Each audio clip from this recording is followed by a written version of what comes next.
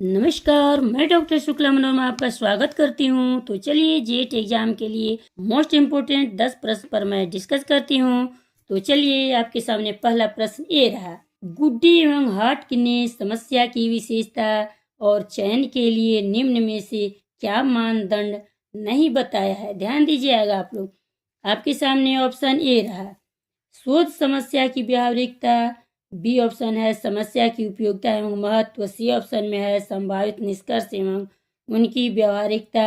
D option में है शोध हेतु समय की पर्याप्तता एवं निरंतरता का अभाव। बताइए, आप लोग कमेंट कीजिए, लाइक सब्सक्राइब करते जाइएगा। तो पहला प्रश्न का उत्तर मैं बता रही हूँ, डी सही है। शोध हेतु समय की पर्याप्तता एवं निरंतरता का अभाव। अब दूसरा प्रश्न आपके सामने ये रहा, निम्न में से शोध समस्या का प्रकार नहीं है। नहीं भी पूछा है, आप लोग ध्यान दीजिएगा।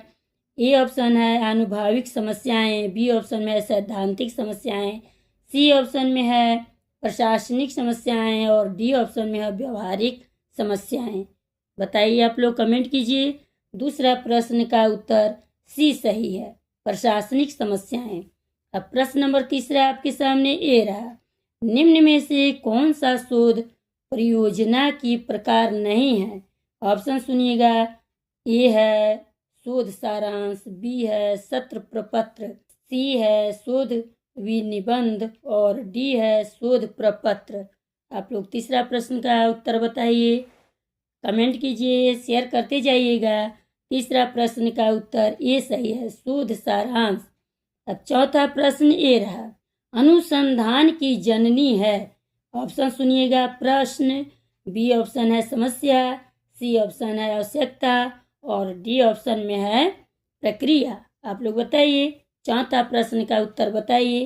चौथा प्रश्न का उत्तर मैं बता रही हूँ, बी समस्या सही है। अब प्रश्न नंबर पांचवा आपके सामने ये रहा, अनुसंधान एक निरंतरता चलने वाली क्या है। आप बताइएगा।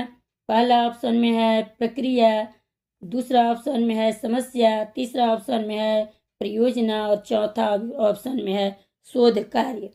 पांचवा का बताइए, आप लोग कमेंट कीजिए, शेयर करते जाइएगा। पांचवा प्रश्न का उत्तर ए सही है, प्रक्रिया।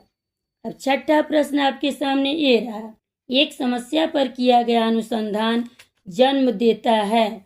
ऑप्शन सुनिएगा। ए है नए विचार और समस्या को, बी है नई खोज को, सी है नई दिशा को और डी है इनमें से कोई नहीं।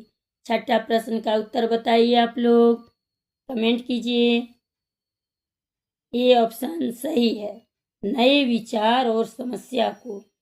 अब सातवां प्रश्न आपके सामने ये रहा, जब शोधकर्ता विभिन्न अध्ययनों से प्राप्त अनुभवों को व्यक्त करता है और उनका विश्लेषण करता है तब ऐसी समस्या कहलाती है। ऑप्शन सुनिएगा। ए है व्यावहारिकता समस्याएं, बी है सैद्धांतिक समस्याएं, सी है आनुभाविक समस्याएं और डी है विश्लेषणात्मक समस्याएं। सातवां प्रश्न का उत्तर बताइए। सातवां प्रश्न का उत्तर सी सही है, आनुभाविक समस्याएं। अब आठवां प्रश्न आपके सामने ये रहा, निम्न में कौन सा शोध परियोजना का प्रकार नहीं है। ऑप्शन सुनिएगा। ये है शोध प्रबंध, बी ऑप्शन में है शोध ग्रंथ, सी ऑप्शन में है शोध प्रपत्र और डी ऑप्शन में है शोध तकनीकी। चलिए बताइए, लाइक सब्सक्राइब करते जाइएगा। आठवां प्रश्न का उत्तर डी सही है, शोध तकनीकी।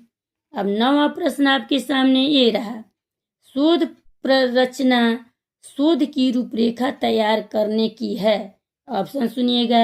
ए है एक विधि, बी है उद्देश्य, सी ऑप्शन में है प्रकृति और डी ऑप्शन में है प्रारंभिक कदम। चलिए नौवां प्रश्न का बताइए, नौवां प्रश्न का उत्तर बताइए आप लोग। मैं बता रही हूँ, नौवां प्रश्न का उत्तर ए सही है, शोध के उद्देश्य। अब 10वां और लास्ट प्रश्न है, आप लोग ध्यान दीजिएगा। 10वां प्रश्न है, शोध प्ररचना शोध की रूपरेखा तैयार करने की एक विधि है, इसमें उल्लेख रहता है। ऑप्शन सुनिएगा। ए ऑप्शन है शोध के उद्देश्य, बी ऑप्शन में है शोध की विधि, सी ऑप्शन में है पद्धतों की संकलन प्रविधियां और डी ऑप्शन में है सभी। बताइए आप लोग, शेयर करते जाइएगा। 10वां प्रश्न का डी आंसर सही है। शोध के उद्देश्यों का भी है और शोध की विधि का भी है, पद्धतों की संकलन प्रविधियां भी है, इसीलिए इसका डी ऑप्शन सही है। चलिए मिलते हैं अगले वीडियो में। शेयर लाइक करते जाइएगा।